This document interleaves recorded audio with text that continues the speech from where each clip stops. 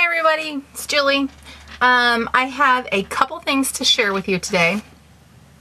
I wanted to show you the trim that I made with that ribbon that I bought the other day. And this is from a tutorial online from My Passion for Paper.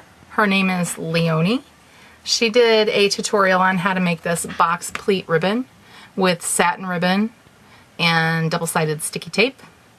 So I used those rolls that I had picked up at Michael's for $1. They had 7 yards of satin ribbon on them, and I ended up with 2 and almost a half yards of the box pleat trim.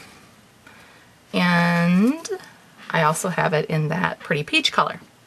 So for $2 and a lot of time, I got, you know, about almost 5 yards of box pleat trim. Would I recommend doing that? Yeah. I mean, it was worth it because you can buy ribbon for fairly inexpensively. And, you know, if you have the time, it was fun. I like doing it actually because I did it while I was watching videos. So I got to watch videos, I got to relax, and then I got to make something at the same time. So it was pretty easy. And is it worth it to make it versus buying it? If you need a specific color and you can't get it from, you know, from your suppliers then, or your stores, then yes, it's worth it for sure. Because you don't have to make it in these huge lengths. You know, I wanted to just use up that ribbon and just make the trim with it because that's what I picked it up for. So I just decided to go ahead and use that whole roll of ribbon and just make an entire big piece of trim. So that's why I did it this way. You don't have to make it. I mean, you could make it as small as like just a couple inches. So depending on what your project is it worth it? Yeah, probably. If your project is small, it'll only take you, you know, 5-10 minutes to make, you know, to make that. So yeah, it's definitely worth it. And especially if you can't find it in the colors that you need or that'll match for your particular project, because really it's, you know, box pleat trim is available in white and cream and black, pink, you know, sometimes light blue. Not a lot of colors. I mean, I don't think I've ever seen it in peach, and I don't think I've ever seen it in this purple color. So if you're making it for, you know, for a project and you want to match your project, then yeah, it's definitely worth it. And then I also made this. This is just another box pleat trim, but I glued it down the center, and instead of using the sticky tape on this one, I used hot glue. And I like how it turned out. It is a lot flatter than if you would use the sticky tape. If you use the sticky tape, it would be more dimensional on the edges, I think, a little more dimensional on the edges. But for this particular project, I wanted something flat like this because I'm going to turn this into a bracelet, into a cuff.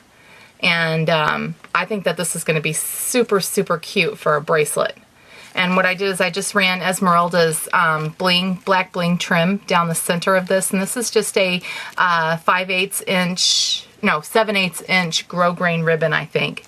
And I just ran her two rows of her black bling trim down the center, and I thought, how cute would this be as a bracelet? Because I just happened to hold it up because I was going to figure out something else to use it on, and I just happened to hold it up over my wrist like that, and I'm like, wait a minute, that will make a super cute bracelet. So I need to figure out how to make a clasp for it, and then you know, this will be super cute, and I can't wait to wear it actually. And I think that my daughter, who's 17, is going to be totally jealous of this bracelet, so I know that she's going to want me to make one for her. But yeah, so super, super cute. And this was so easy to make. This probably took, to make 12 inches of this, probably took about probably a yard of ribbon, or close to a yard of ribbon. So that's something else to keep in mind. And once I figure out how to make the clasp for it, what I want to do for a clasp, then I will do a tutorial on how to make the bracelet. because I think that a lot of people would like to have a cuff bracelet like this. And I don't know if there's been any tutorials done on it or not. I haven't even looked, honestly. So I'm sure if this just came to me, it's probably just came to 1,500 other people. So I'm sure that if you looked on YouTube right now, you could probably find a tutorial as well, but you know, whatever. So that's that. Those are the two things that I've just made. And then I wanted to show you what I picked up from Blitsy. This was, I think, Monday, what they came out with on Monday. It was the gold leaf, but this one is like super pretty. It has like really cool variegations in it. It's called variegated green leaf, and you can see like the different colors of like patina almost in it. And I haven't really ever worked with gold leaf before, but I thought it would be really super cute, you know, on those boxes that you can pick up from Michael's, the balsa wood boxes, or like a paper mache box. I thought that this would look really, really pretty on that. So I got a package of those, and it comes with 6 sheets of leaf, and it's 5.5 by 5.5. So, yeah, hopefully I'll be able to work with that. And then I did pick up some of their adhesive for it, and this adhesive also works with embossing powders, it says. So I thought that was pretty cool. And you get 2 sheets, and I think the 2 sheets were like $1.99. And then because I like to edge flowers, and sometimes I like colors other than what Distress ink comes in, and not that Distress ink doesn't come in these 2 purple colors, because it does, but I picked up their Color Box Cat's Eye chalk ink, and I got 1 in Frosted Plum and 1 in Grape Slushy, because I am really digging purple right now. I love it. I love purple for some reason right now. So I've been kind of doing a lot of things with it, and making some flowers and things like that. And yeah, but apparently this Hello Kitty die, this daisy die, is kind of rare to find. And I made some flowers with this the other day, and I love it. I really like the flowers. Let me get them real quick so I can show you what they look like.